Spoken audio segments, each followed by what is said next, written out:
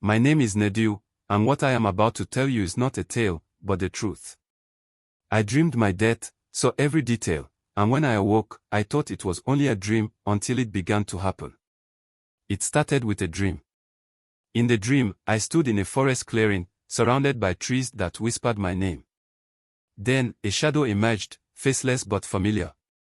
It stretched out a hand and said, "Nedu, your time is near." A piercing scream echoed through the forest, and I saw myself, lying lifeless. I jolted awake, drenched in sweat, and breathing heavily. I woke up gasping, clutching my chest as if my heart would stop. It was just a dream, or so I thought. The next day, I sat outside my hut, and an elder Obi came to me, unannounced. He looked into my eyes with serious expression and said, "Nedu, the ancestor spoke to me last night. Be careful. Your path is dark." I dismiss Obi, laughing nervously, but his hands tremble as he grips his walking stick. I laughed it off, but deep down, I felt the weight of his words. Could it be connected to my dream? My daily routine is gathering firewood, helping villagers, but every moment is shadowed by eerie silence. Everything felt off. The birds didn't sing. The air was heavy. Even the villagers seemed distant, as if they knew something I didn't. A crow lands near me, cawing loudly. I stared at it, unsettled. I fell asleep again and returned to the dream. This time, the shadow speaks more clearly. The shadow says, "Nedu, prepare yourself.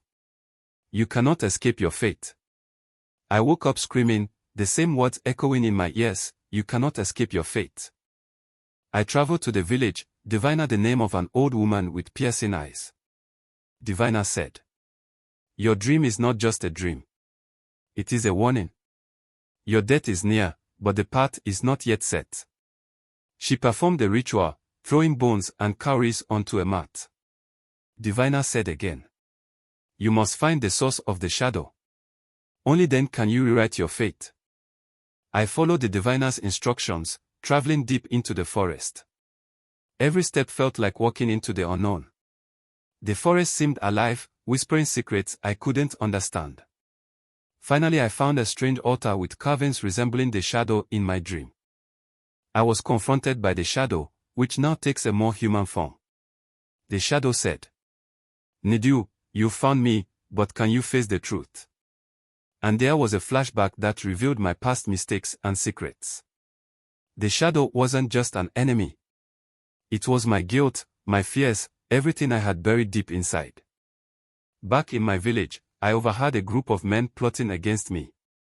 They called me cursed and said I was bringing doom to the village. My own friends, my own brothers. I confronted them, but they denied it, and their eyes avoided mine. The village elders summoned me, accusing me of angering the spirits.